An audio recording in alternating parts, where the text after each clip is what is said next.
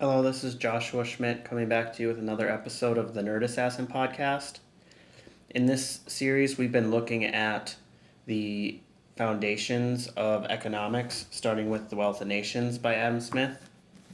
Today, we're going to look at chapter 4, which is titled Of the Origin and Use of Money. The big claim that I took out of the chapter from Adam Smith is that money is a necessity for the proper exchanging of goods and services.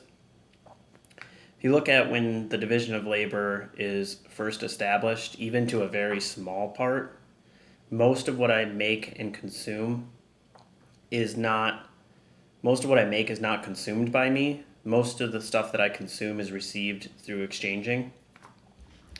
Here's a quote from the book. Every man lives by exchanging or becomes in some measure a merchant, and society itself grows. But very early on that we start exchanging, the market becomes clogged. You might make something that I don't want or need right now, but you want the nails that I'm making, for example. But we can't make an exchange at that point because I don't need any. You're a brewer and I'm a baker. You might want some of my bread, but all you have to exchange for me is the beer that you make, but my fridge is already full of beer. So there's no exchange, and everyone becomes less helpful to each other if we cannot make a useful exchange. So what men in society ended up figuring out is they need to keep some sort of commodity on hand, which almost everyone is willing to trade for. One of the first examples of this is cattle. Almost everybody needs more cattle, whether it's for the milk or the meat. So if I have some extra cattle on hand, I'll have something we can exchange. Another one that was used early on was salt. If I have a big pile of salt, that's always something I can trade for, especially if you think in the future somebody else is going to want this salt in exchange for it. So even if I don't need salt, I'd be willing to take on salt because I can exchange it later on for another good. Some other examples early on were shells, cod, tobacco, sugar, leather, or Adam Smith even talks about in the Highlands of Scotland, there's communities that use nails. So everyone walks around with a pocket full of nails that they can exchange for goods because they know someone else is going to be willing to exchange them in the future. Just about every society ends up having a preference for this commodity to be metal. And there's two good reasons for this. One, there's little loss for keeping it. So if you compare this to cattle, for example, I need to feed it all the time. If it gets sick, I need to make sure it's okay. I need to make sure it doesn't die. And then I lose all that value. So there's a lot of loss that you can get for cattle. Or let's say I have a pile of tobacco and that's sitting in a storehouse because this person's uber wealthy. That could start to rot and get some sort of disease on it, and all of a sudden I lose all that value. Whereas metal, if I put metal up on my shelf, there's almost no chance that it's going to deteriorate in some way, and there's no maintenance for me to keep it going. The other reason that metal is usually used for this is it's divisible. So if I want to buy salt, and our means of exchange in our society is a cow, I need to buy a heck of a lot of salt. And if I need more than one cow's worth of salt, I now have to double that amount that I'm going to purchase. Whereas metal, I can divide it, I can cut a piece off, I can shave some of it off, and we can exchange it in pieces. And also the metal can get put back together again. So like, for example, we talked about tobacco being used or leather. I could cut those apart, but it's hard to put them back together again. Whereas metal, I can melt and put back together. So if I had a bunch of coins that I wanted to make into a bar, I could do that. In the early days, Sparta would use a lot of iron for this. The Romans would use a lot of copper, but almost everybody ends up using gold or silver at some point in their society. Originally, this metal took the form of bars without any sort of stamp or coinage.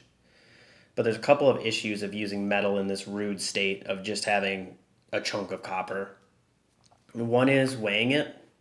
So all of the time I need to go in, and even if I'm buying something small, you can imagine it's being really inconvenient to have to get out a scale and make sure that this chunk of metal that you have is an ounce or is a pound.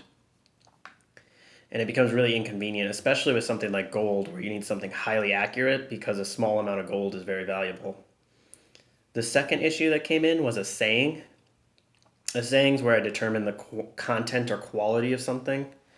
So you could imagine there's a lot of fraud back in the day where somebody would take a chunk of copper, melt it down, mix it with something that still looks and feels like copper but isn't, in order to defraud somebody by exchanging a bar of copper, exchanging, here's 10 pounds of copper, but in reality it's only 8 pounds of copper and 2 pounds of something else, like gold with fool's gold, for example.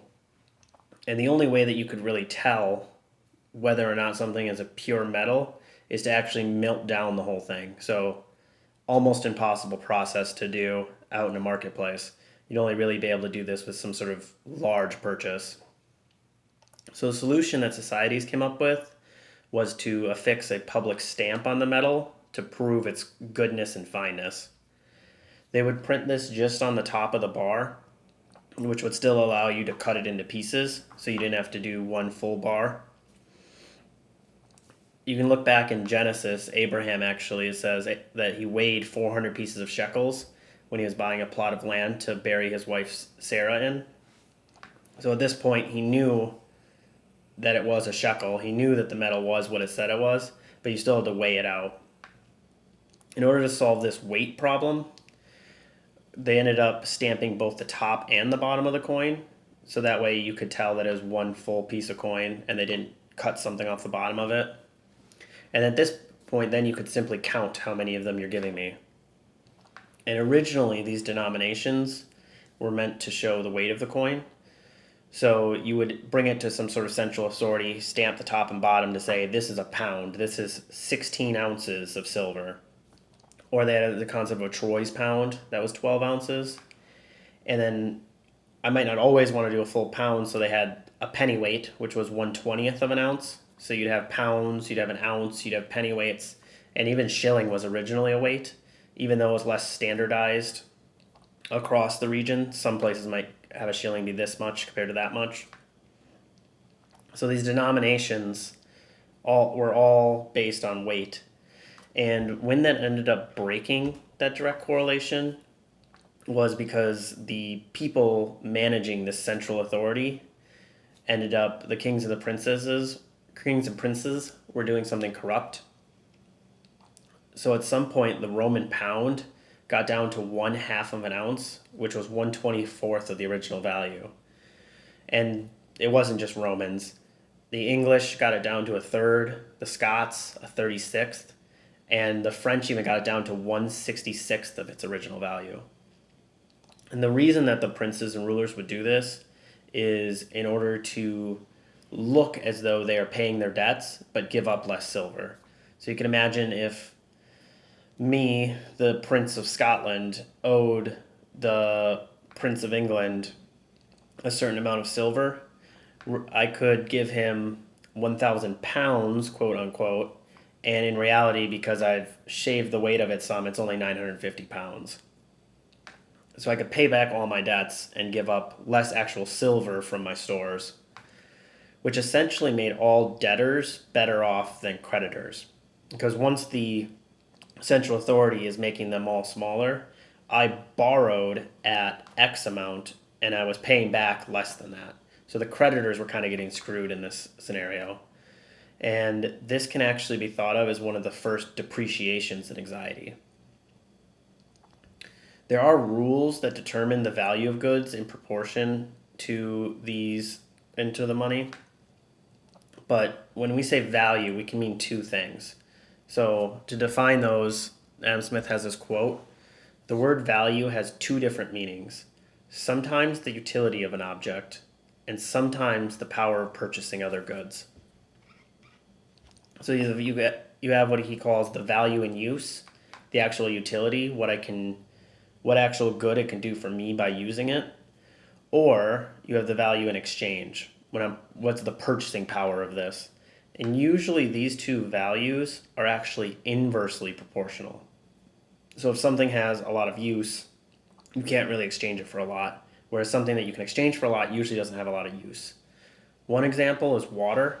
Water is perhaps one of the easiest things to use, has one of the greatest uses for society, but it's hard to exchange for other things. It's hard for me to go down and bring somebody a pail of water and say, I want to exchange this for something that you have. I want a loaf of bread.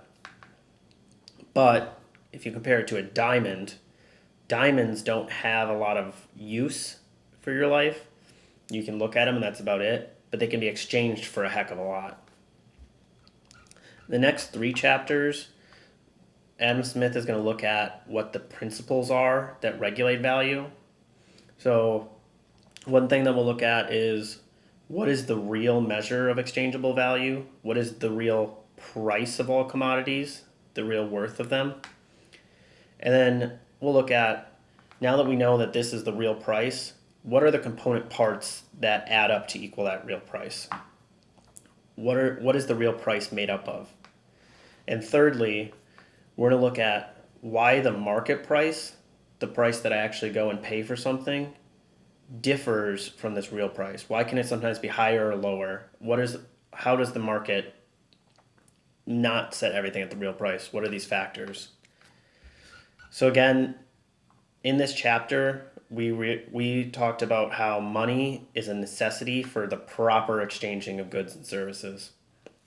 If you want to continue this conversation, feel free to reach out to me at the Nerd Assassin on either Twitter or LinkedIn. Otherwise, subscribe so you get notified when the next episode comes out. I'll see you all next week.